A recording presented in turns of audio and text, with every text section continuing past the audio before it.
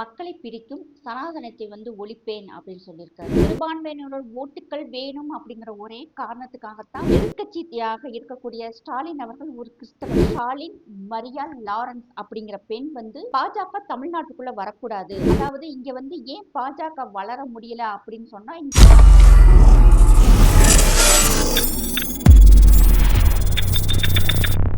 இந்துடா படத்திற்கு உதவ கியூஆர் கோடை பயன்படுத்திடுங்க. 2 ஜிபே நம்பர் இருக்குது, ஃபோன்பே நம்பரும் அதுதான். தாராளமாக அது மூலமாக நீங்கள் அனுப்பலாம். ஏதாவது உங்களுக்கு சிரமம் இருந்தால் அதுக்கு நீங்கள் கால் பண்ணி கேட்டுக்கலாம். இதுவரைக்கும் நீங்கள் இந்துடா படத்தை பார்க்கலன்னா அந்த லிங்கை கிளிக் பண்ணி தாராளமாக நீங்கள் பார்க்கணும், மற்றவங்களுக்கும் பகிரணும்னு நான் கேட்டுக்கிறேன். நன்றி, வணக்கம். வந்தே மாதரம் சாமானியன் குரல் தேசியவாதிகளுக்கு எனது அன்பான வணக்கங்கள்.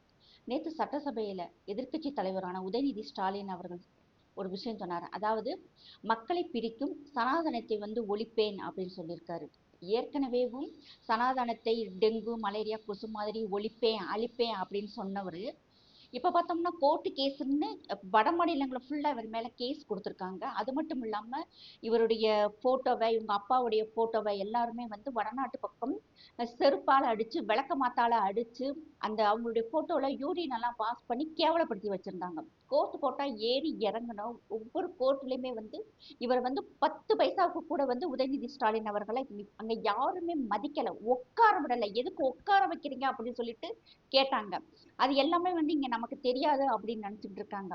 சிறுபான்மையினரோட ஓட்டுக்கள் வேணும் அப்படிங்கிற ஒரே காரணத்துக்காகத்தான் எப்போ பார்த்தாலும் இந்து மதத்தை இழிவாக பேசுறது, அவங்க மனசை நோகடிக்கிறது, எவ்வளவோ விஷயங்கள் தொடர்ச்சியா பேசிக்கிட்டே இருந்தாங்க. இன்னைக்கு அந்த சிறுபான்மையினர் ஓட்டுக்கள் எல்லாமே நக்கிக்கிட்டு போயிருச்சு. எல்லாமே விஜய்க்கு போயிருச்சு.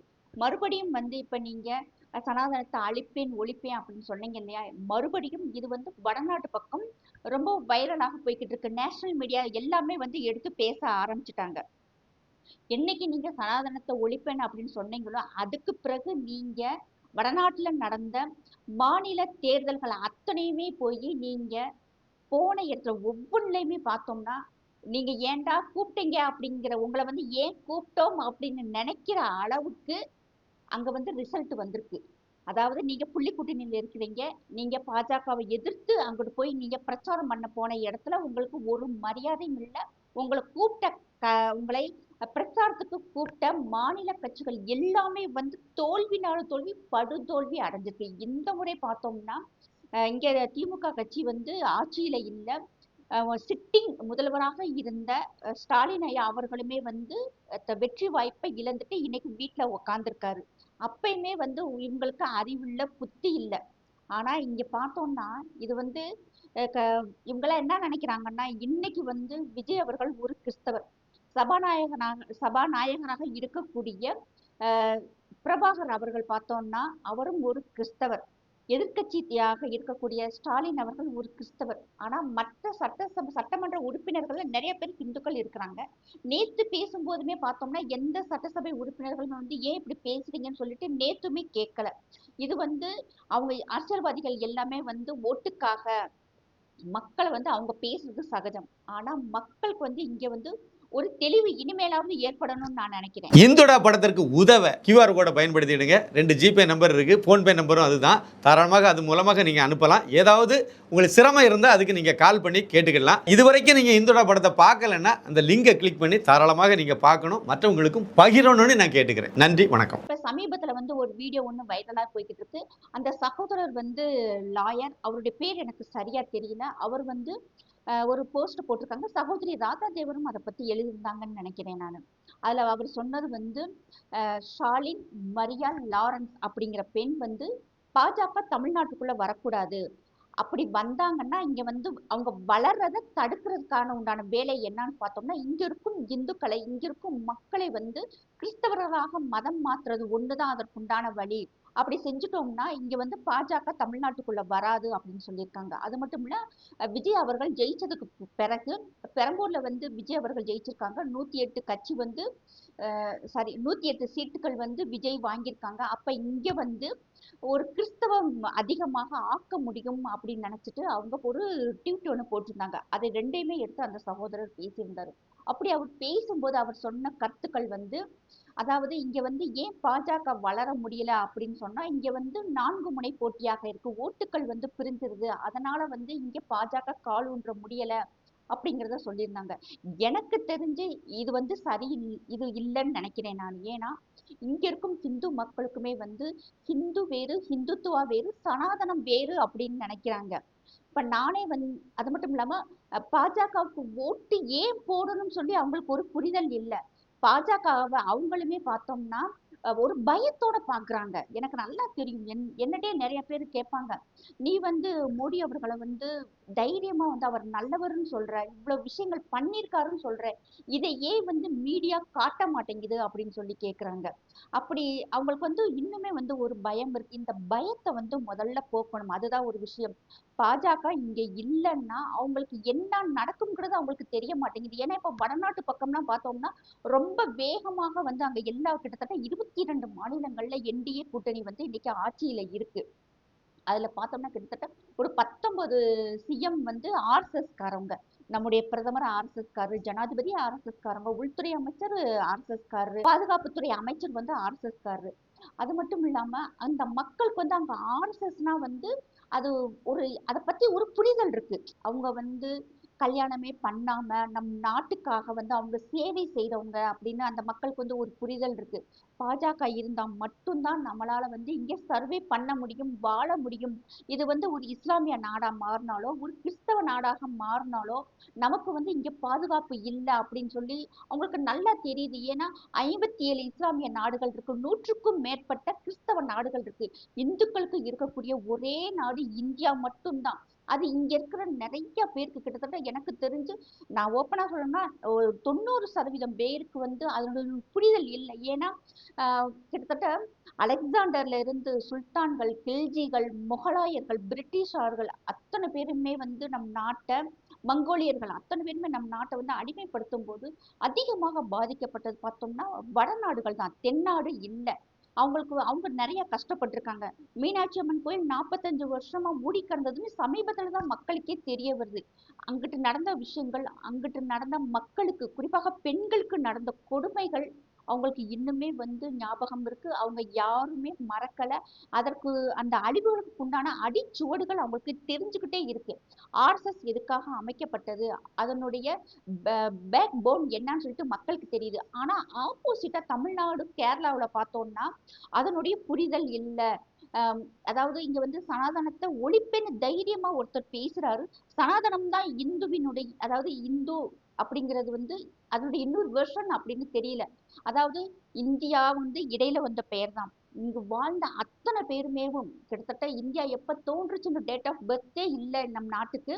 அப்படி இருக்கும்போது இங்க வாழ்ந்த அத்தனை பேருமே சனாதனிகள் தான், நான் உட்பட, என் முன்னோர்கள் உட்பட அப்படிங்கிற ஒரு புரிதல் இல்லை, ஒரு தெளிவு இல்லை அப்படின்ட்டு. இப்ப நான் வந்து மோடி அவர்களை பேசும்போது அந்த கவர்மெண்ட்டை பத்தி எடுத்து பேசும்போது உங்களுடைய பாபரி மஸ்ஜித்தை இடிச்சிட்டாங்கன்னு சொல்லி கேட்பாங்க. அப்ப நான் உங்களுக்கு சொல்வேன், இல்ல முதல்ல அங்க இருந்தது ராமர் கோயில் தான், அவர் பிறந்தது அங்கதான், அதற்குண்டான ஜாதகத்துல இருந்து அதனுடைய அடிக்கணக்கு முதற்கொண்டு, அதாவது ஒரு இடத்துல ஒரு பிறந்திருப்பாரு, அங்கிருந்து கிட்டத்தட்ட 9 அடி தூரத்துல ஒரு மரம், ஒரு ஒரு பிள்ளையார் சிலை இருந்தது. அதற்கு பக்கத்துல வந்து நதிக்கரை இருந்ததுன்னு சொல்லிட்டு நிறைய விஷயங்கள், நிறைய ஆதாரங்கள் அதுல இருக்கு. அந்த அவர் வாழ்ந்தது உண்மை, இது வந்து கற்பனை இல்ல, அவருடைய ராஜ்யம் வந்து நம் நாட்டுல இருக்கணும்னு சொல்லிட்டு அங்க இருக்கும் ஒவ்வொரு மக்களுமே நினைக்கிறாங்க. இது பொய் இல்ல. அதுக்கு பிறகுதான் வந்து இங்க இஸ்லாமியர்கள் வந்து படையெடுத்து வர்றாங்க. வந்ததுக்கு பிறகு அவங்கதான் வந்து இருந்த ராமர் கோயிலை இடிச்சிட்டு பள்ளிவாசல் கட்டினாங்க. அதுக்காக 500 வருஷம் சட்ட போராட்டம் நம் நாட்டுல நடந்துச்சுன்னு ஒவ்வொன்னா நான் எடுத்து சொல்லி சொல்லி மக்கள்கிட்ட எனக்கு தெரிஞ்சவங்ககிட்ட நான் சொல்லும்போது இவ்வளவு விஷயம் நடந்திருக்கா, இதெல்லாம் ஏன் எங்களுக்கு தெரியப்படுத்தலைன்னு சொல்லி கேக்குறாங்க. இது யாருடைய தவறு? இப்ப எங்க இஸ்லாமியர்கள் பார்த்தோம்னா நாங்க வந்து ஒரு ஜமாத்தினுடைய கட்டுப்பாட்டுல இருக்கோம். கிறிஸ்தவர்கள் பார்த்தோம்னா அவங்க சர்ச்சினுடைய கட்டுப்பாட்டுல இருக்கிறாங்க. இங்க வந்து நிறைய ஜாதிகள் இருக்கிறதுனால எந்த விதமான கட்டுப்பாடும் இல்ல. ஃப்ரீயா வாழ்ந்துகிட்டு இருக்காங்க. ஃப்ரீயா மீன்ஸ் யாருக்கும் வந்து அடிமை இல்லாம நமக்கு தோன்றது மாதிரி நம்ம வாழலாம் அப்படிங்கிற ஒரு விஷயம் வந்து இங்க இருக்கு. அதனால வந்து இப்ப யாரும் வந்து அதை பெருசா எடுத்துக்கிறல. இருந்தாலும் இனிமேலாவது இப்படியாப்பட்ட இந்த ஷாலின் மரியா லாரன்ஸ் மாதிரி ஆட்களாகட்டும், ஹசன் மௌலானா அவர்கள் வந்து ஓப்பனா சொல்றாரு, இங்க வந்து சனாதனத்துக்கு வந்து வளர முடியாது அப்படிங்கிறாரு. இன்னைக்கு தமிழ்நாட்டை பார்த்தோம்னா கிட்டத்தட்ட 89% பேர் வந்து ஹிந்துக்கள் தான், சனாதனிகள் தான்.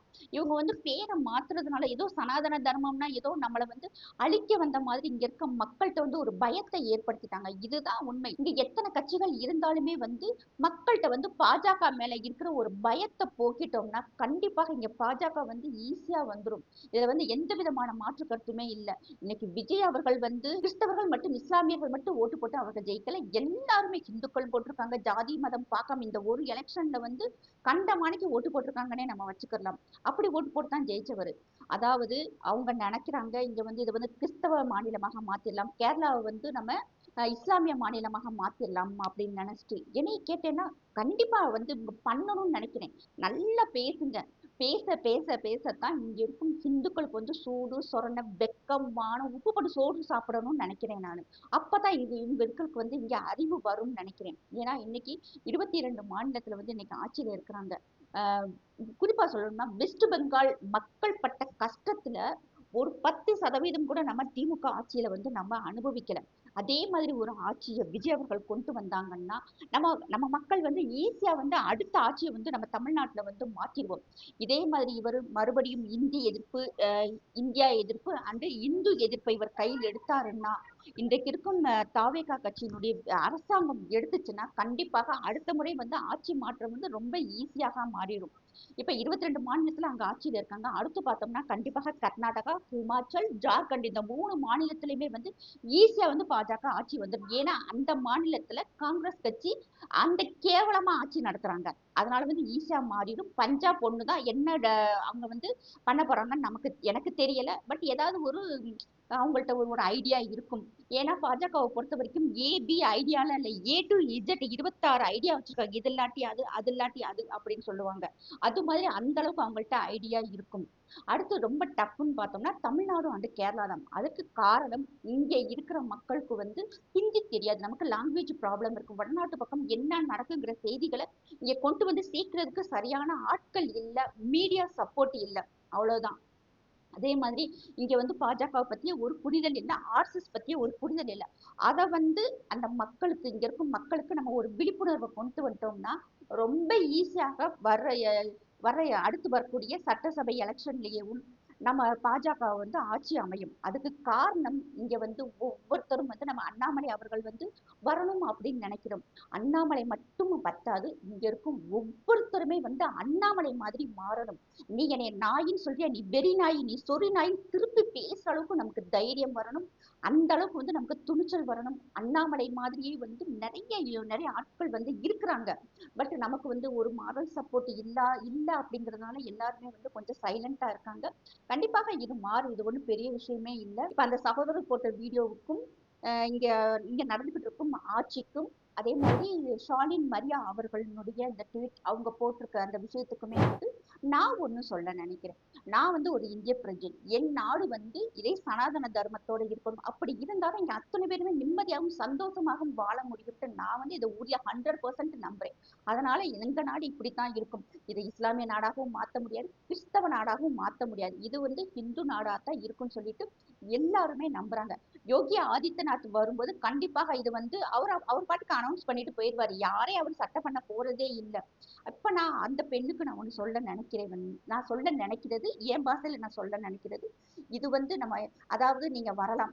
இது வரைக்கும் வந்து ஏமாத்தி வச்சிருக்கிற கிறிஸ்தவர்கள்ட்ட போய் பக்கெட்டை தூக்கிட்டு போய் பிச்சை எடுக்கலாம். ஏன்னா நீங்க எடுக்கிறது சர்ச்சில் போய் எடுக்கிறது பிச்சை தான். அந்த பிச்சை எடுத்துட்டு போயிட்டு நீங்க சொகுசாக வாழலாம். இங்க வந்து இது கிறிஸ்தவ மாநிலமாக மாத்த முடியாது, நொட்ட முடியாதுன்னு தான் நான் சொல்ல முடியும். ஏன்னா இங்க இருக்கிற ஒரு 21 வயசு பையனுக்கு கூட அவனுக்கு தெரியுது இது வந்து நம்ம நாடு, நம்ம நாட்டை வந்து நம்ம விட்டு கொடுக்க கூடாது அப்படின்னு சொல்லி நிறைய விஷயம் அவனுக்கு தெரியுது. அதாவது நாட்டுப்பற்று இருக்கிற ஒவ்வொருத்தரும் இங்க இருக்கும்போது இந்த நாட்டை வந்து இஸ்லாமிய நாடாகவும் மாற்ற முடியாது, கிறிஸ்தவ நாடாகவும் மாற்ற முடியாது. அதனால வந்து இந்த நாடு இந்தியாவாகத்தான் இருக்கும். யாராலையும் வந்து மாற்ற முடியாதுங்கிறத நானும் தைரியமாக என்னால சொல்ல முடியும். ஏன்னா, அந்த அளவுக்கு இன்னைக்கு வந்து மக்கள்ட்ட வந்து ஒரு புரிதல் இருக்கு. ஒரு எழுச்சி இருக்கு. இப்ப ஆர்எஸ்எஸ் பார்த்தோம்னா கிட்டத்தட்ட 1,00,000க்கும் மேற்பட்ட கிளைகள் இருக்கு. கிட்டத்தட்ட அதுல மட்டுமே வந்து 15 கோடி உறுப்பினர்கள் இருக்கிறாங்கன்னு சொல்லப்படுது. பட் அவங்களுக்கு வந்து ஐடி கார்டு எதுவுமே இல்ல. ஒரு 20 வயசு பையன் கூட இருக்கான். குட்டி குழந்தை கூட அதுல இருக்கு. அந்த அளவுக்கு இருக்காங்க. அது மட்டும் இல்லாம லட்சுமி வித்யா மந்திரா அதுல கிட்டத்தட்ட 1 கோடி பேர் இருக்கிறாங்க. பஜ்ரங் தள் அதே மாதிரி விஸ்வ ஹிந்து பரிஷத் இப்படி நிறைய கிட்டத்தட்ட 75க்கும் மேற்பட்ட பிரிவுகள் இருக்கு. இங்க இருக்கும் நம்மளுடைய ஹிந்து சகோதர சகோதரிகள் ஏதாவது ஒரு அமைப்புல சேர்ந்துக்கிறலாம். இப்ப எங்கள்ல எல்லாருமே எதுலயாவது ஒண்ணு இருக்காங்களே, அதே மாதிரி நீங்கள் ஏதாவது ஒரு ஹிந்து முன்னணியோ இல்ல விஸ்வ ஹிந்து பரிஷத்தோ இல்லாட்டி ஏபிவிபியோ எதுலயாவது ஒண்ணு நீங்களும் சேர்ந்துக்கிறது தவறே ஒண்ணும் இல்ல. வடநாடு பக்கம்னா பார்த்தோம்னா பஜ்ரங் தள் பயங்கர ஆக்டிவா இருப்பாங்க. ஏதாவது ஒண்ணா டக்குன்னு போய் நின்றுவாங்க. ஏதாவது ஒரு சின்ன பிரச்சனைனா உடனே அந்த மக்களுக்கு வந்து ஒரு மாரல் சப்போர்ட் கொடுப்பாங்க. அதுதான் இங்க இருக்கிற மக்களுக்கு தேவை. ஏன்னா பார்த்தோம்னா இன்னைக்கு இங்க இருக்கிற மக்களுக்கு எடுத்து சொல்லக்கூடிய ஒரு ஆட்கள் இல்லை. அதுதான் வேற ஒண்ணுமே இல்லை. 4 கட்சி இல்ல 5 கட்சியுமே வந்து எலெக்ஷன்ல நின்றாலும் மக்கள் பார்த்து ஓட்டு வர்றதுதான். ஏன்னா இங்க 89% இருக்க இந்துக்களுடைய ஓட்டு விழுந்ததான் ஒவ்வொருத்தவங்களும் ஜெயிச்சுக்கிட்டு இருக்காங்க. அதை இங்க என்ன செஞ்சிருக்காங்க அப்படியே மடை மாற்றி விட்டுறாங்க. நேத்து தாவேக்காவுல வந்து ஆட்சி அமைச்ச மதுரையின் மத்திய தொகுதி அவருடைய பேர் முஸ்தபான்னு நினைக்கிறேன். அவர் கூட என்ன சொல்றாருன்னா, நாங்க அம்பேத்கரை வச்சிருக்கோம், பெரியாரை வச்சிருக்கோம், மணியம்மையை வச்சிருக்கோம், இன்னும் யாரையும் வச்சிருக்கோம். அதனால வந்து நாங்க சனாதனத்தை வந்து நாங்க ஏத்துக்க மாட்டோம், ஒழிக்க போறோம் அப்படின்னு சொல்றாரு. ஆட்சிக்கு வந்து 2 நாள் கூட ஆகல. அவரேவும் நாங்க வந்து சனாதனத்தை அழிக்க போறோம் அப்படின்னு சொன்னா இந்த தைரியம் யார் கொடுத்ததுன்னா இங்க இருக்கும் மக்கள் கொடுத்ததுதான். ஏன்னா மத்தவங்களாம் நம்ம குறைய சொல்ல முடியாது. நம்ம இப்படி எல்லாம் பேசினா நம்மள நொறுக்கி அள்ளிடுவாங்க, சாத்திடுவாங்கங்கிற பயம் இருந்து அப்படி பேசவே மாட்டாங்க. ஆனா எல்லாரும் வேடிக்கை பார்த்துக்கிட்டு இருக்கோம் இல்லையா?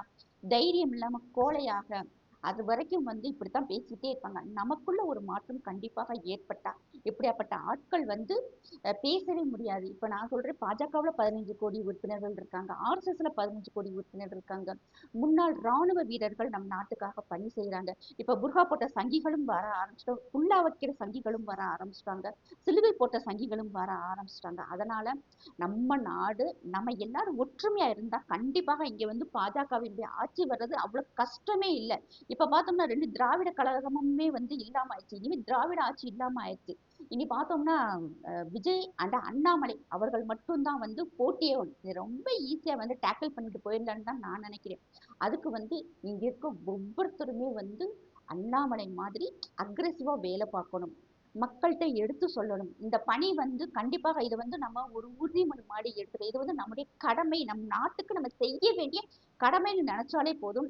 கண்டிப்பாக கூடிய சீக்கிரம் பாஜக ஆட்சி அமையணும்னு நான் நினைக்கிறேன். அதே மாதிரி ஒவ்வொருத்தவங்களும் நினைக்கிறது. பேசுறவே பேசிட்டு போறாங்க. அன்னைக்கு நாடாளுமன்றத்துல 2 எம்பி இருந்தாங்க இல்லையா? இன்னைக்கு எத்தனை எம்பி இருக்கிறாங்க? அதெல்லாம் இது யாரு சாத்தியம்? வெறும் 12 வருஷத்துல இந்த விதமான சாத்தியம் வந்து நடந்திருக்குன்னா இது வந்து சாதாரண விஷயமே இல்லை. உலக நாடுகளே வந்து மிரட்சியா பாக்குது. அமெரிக்காவில இருந்து ட்ரம்ப் அவர்கள் வெஸ்ட் பெங்கால்ல ஜெயிச்சதுக்காக ஒரு விஷ் பண்ற ஒரு மாநில எலெக்ஷன் நடக்குது, அதுக்கு ட்ரம்ப் அவர்கள் விஷ் பண்றாங்க. பக்கத்துல இருக்க பாகிஸ்தான் பயப்படுது. ஏன்னா அந்த நாட்டுல யாருமே வந்து 5 வருஷம் தொடர்ச்சியாக அந்த நாட்டை ஆண்டதில்ல, ஒரு மாநிலத்தை ஆண்டதில்ல. அந்த அளவுக்கு அவங்க கேவலமா ஆட்சி செய்றாங்க. பங்களாதேச பாருங்க, அது சொல்லவே வேண்டாம், அந்த அளவுக்கு கேவலமா இருக்கு. பட் நம்ம நாட்டுல மட்டும்தான் எந்த மாநில அரசாக இருந்தாலும் கண்டினியூவா 5 வருஷம் வந்து ஆட்சி செஞ்சிடுறாங்க. அதே மாதிரி மத்தியிலையும் பார்த்தோம்னா இன்னைக்கு 3வது முறையாக நம்மளுடைய பாரத பிரதமர் நரேந்திர மோடி அவர்கள் இருக்கிறாங்க. அதனால இதெல்லாம் பார்த்து அவங்களுக்கெல்லாம் பொறாமை. மறுபடியும் நான் சொல்றேன், எல்லாரும் ஒற்றுமையாக இருந்தா கூடிய சீக்கிரம் இங்க பாஜக ஆட்சி அமையும். நம்மளுடைய முதல்வராக அண்ணாமலை அவர்கள் வருவாங்க. அதுக்கு நம்ம எல்லாம் சேர்ந்து கொஞ்சம் ஒர்க் பண்ண வேண்டியிருக்கும். அவ்வளவுதான். ஜெய்ஹிந்த், ஜெய் பாரத். இந்துடா படத்திற்கு உதவ கியூஆர் கோடை பயன்படுத்திடுங்க. 2 ஜிபே நம்பர் இருக்கு, ஃபோன்பே நம்பரும் அதுதான். தாராளமாக அது மூலமாக நீங்க அனுப்பலாம். ஏதாவது உங்களுக்கு சிரமம் இருந்தால் அதுக்கு நீங்க கால் பண்ணி கேட்டுக்கலாம். இதுவரைக்கும் நீங்க இந்துடா படத்தை பார்க்கலன்னா அந்த லிங்கை கிளிக் பண்ணி தாராளமாக நீங்க பார்க்கணும், மற்றவங்களுக்கும் பகிரணும்னு நான் கேட்டுக்கிறேன். நன்றி, வணக்கம்.